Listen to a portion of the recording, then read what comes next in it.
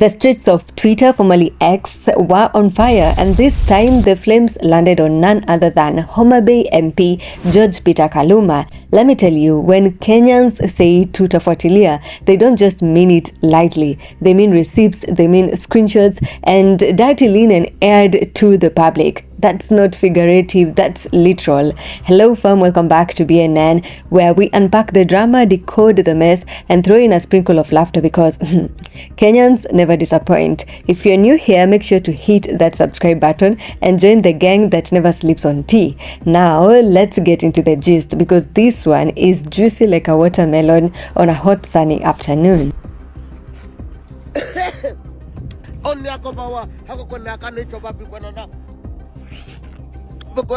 So here's what happened. Honorable George Kaluma, the same one who has made it his full-time job to tweet about morality and the LGBTQ community, decided to step into the ring with Gen Zs and people for the protest. Big mistake, in fact, huge mistake. This week, young people marched in protest demanding change, transparency, and accountability and justice for the ones we've lost. Mheshimiwa, however, decided to throw shade. He called the protests street nonsense and added that we shall not teach them how to mourn.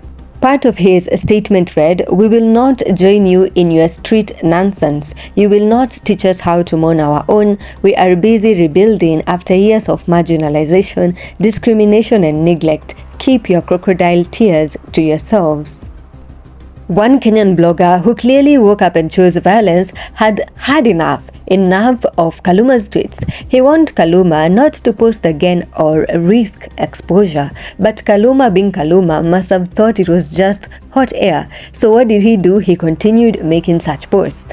And that's when the internet exploded. The blogger came through like a digital FBI and dropped a bombshell. Apparently, a decade ago, that is 10 years to say, during the 6th session of the UNCAC Conference of States, this took place back in 2015 November at St. Petersburg, Russia. Kaluma allegedly hired a sex worker and refused to pay her. But wait, there's more. In a twist worthy of a Netflix plotline, the woman reportedly returned with transgender sex workers who then allegedly assaulted the MP in revenge.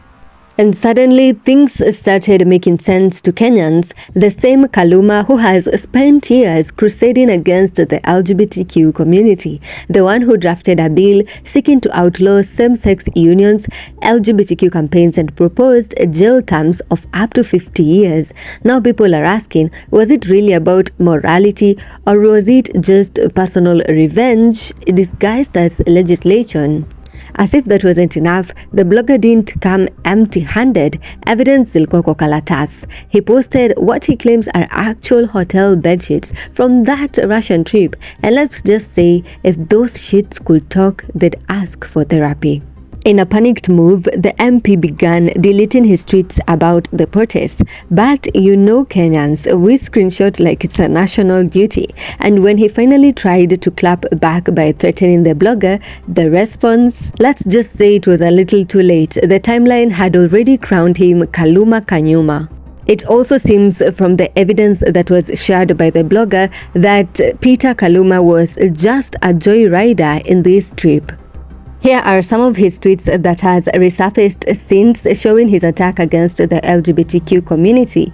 One says, "No more funding for organizations promoting LGBTQ in Africa. God bless President Trump." Another says, "Russia adds LGBT movement to official list of extremists." And a resurfaced tweet from Babu Owino some 2 years back, asking him whether he had healed from gonorrhea. Some comments from netizens, Kaluma pain balm siku yake imefika. The way at the Kremlin is hitting Peter, itabidi ametumia Kaluma for the pain. Kaluma 10 years ago. Kaluma thought these were just lyrics. Beef miaka 10 naweka manze unaimagine hiyo pressure. Quoting some Wakadinali lyrics right there, Kaluma yesterday, Kaluma today. Let's just say Kenyans are having a field day with this. Now here's the kicker though, this scandal isn't just about dirty laundry and some deleted tweets. It shines a spotlight on something deeper, the disconnect between leaders and the people. While young people take it to protest and they are here dying on the front lines for justice and accountability, some politicians are busy watering down these efforts despite having skeletons in their own closets. The blogger has since recommended that Kenyans start watching their leaders as closely as they watch their wallets. Your taxes fund their trips. You deserve to know what they are doing with it. And if they sleep, we screenshot, we archive, and export. If you've made it this far, you are the real MVP. Don't forget to like this video, subscribe if you haven't already, and share it with someone who needs to laugh or someone who needs the lesson in accountability.